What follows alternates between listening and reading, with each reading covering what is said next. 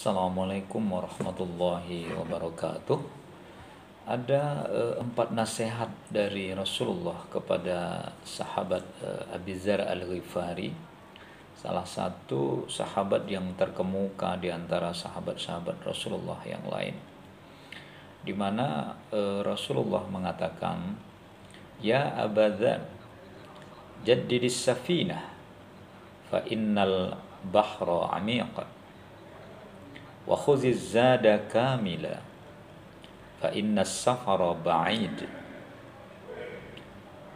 wa khaffifil himla fa innal aqabatu kanud wa akhlisil amal fa innan naqada basir."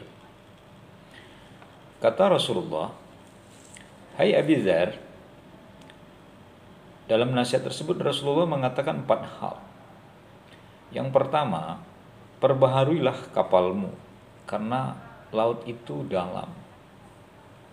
Artinya adalah bahwa perjalanan hidup kita itu akan panjang dan banyak rintangan aral yang akan kita hadapi.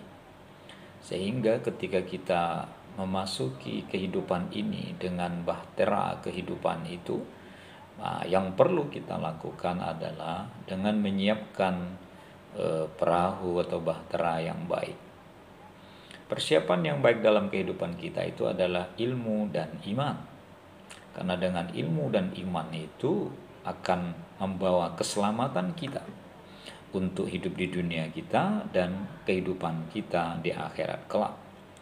Sehingga ketika kita menjalani kehidupan kita tidak dibekali dengan kedua hal itu, maka kita akan menghadapi kegagalan dan kesulitan dalam kehidupan kita. Badai akan kita hadapi, gelombang tinggi akan kita hadapi. Bila bahtera kita tidak kuat menghadapinya dan dihantam oleh gelombang dan ombak besar tersebut, maka bahtera bisa akan karam. Jadi dalam menghadapi kehidupan ini, persiapkan dengan baik. Rasulullah memberikan nasihat kepada Abi Dzar dan untuk kita semua, perbaharuilah kapal kita.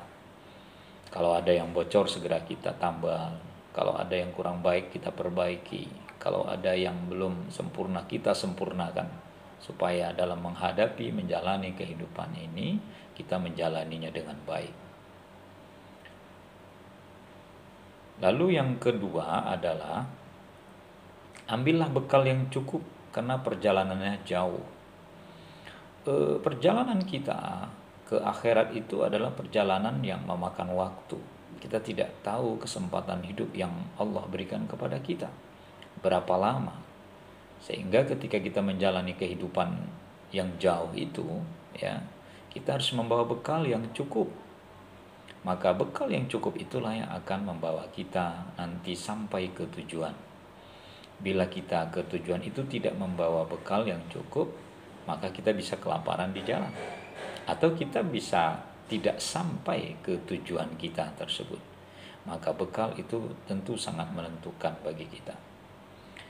Yang ketiga adalah ringankan beban bawaan karena lereng bukit itu sulit dilalui. Ketika kita membawa harta, kita membawa jabatan, kita mendapatkan amanah. Kalau kita tidak sanggup memikulnya, maka berhati-hatilah kita. Karena jalan terjal akan menghadapi kita. Banyak kan orang mendapatkan jabatan lalu tidak amanah, akhirnya berakhir di penjara. Ada orang karena jabatan yang dia bawa akhirnya membuat dia korupsi, dan korupsi itu menghinakan dirinya dan memasukkan dia ke dalam penjara. Ada orang yang memiliki harta yang banyak itu membuat dia sombong, dan kesombongannya itu akhirnya menjatuhkannya.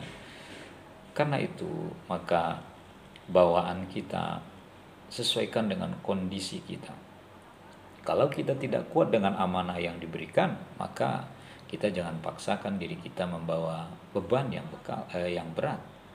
Tapi kalau memang kita mampu, silakan. Kita tidak dilarang memegang amanah asalkan didapat dengan cara yang benar dan baik dan bisa dipertanggungjawabkan di hadapan orang yang kita pimpin maupun yang pasti di hadapan Allah Subhanahu wa taala.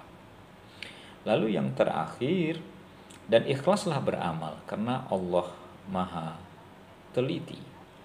Beramal jangan karena manusia. Beramal adalah lillahi ta'ala. Karena amal ibadah yang kita lakukan itu tujuannya adalah limardotillah, mencari keridhaan Allah Subhanahu wa taala. Jadi bukan beramal itu karena dipuji oleh orang di sekitar kita. Oh, si Anu sumbangannya banyak, oh si Anu pemurah, lalu kita pamer, akhirnya muncul adalah sifat ria, sifat ujub. Kita memperlihatkan apa yang kita lakukan kepada orang lain yang sifatnya pamer. Kita juga mengumumkan ke orang-orang bahwa kita akhirnya membangga-banggakan diri kita, dan kita menceritakan, memperdengarkan ke orang lain bahwa kita memiliki kebaikan, kedermawanan, sehingga pamer kita dengan cara memperdengarkan cerita kita ke orang lain itu kan masuk dalam kategori sum'ah. Nah, inilah yang harus kita hindari.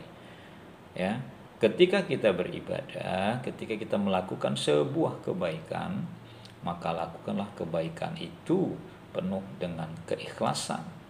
Jangan kita lakukan sebuah perbuatan itu karena hanya mencari pujian dari orang atau menyenangkan orang lain.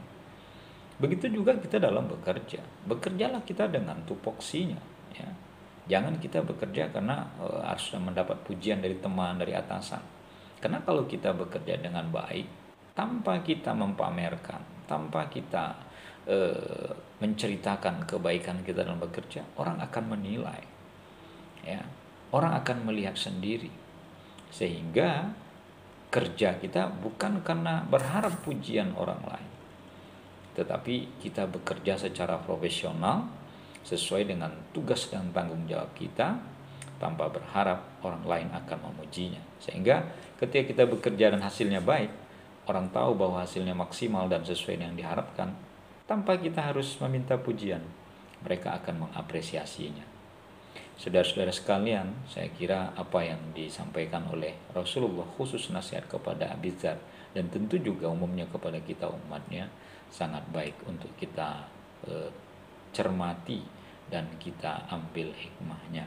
Semoga ada manfaatnya. Assalamualaikum warahmatullahi wabarakatuh.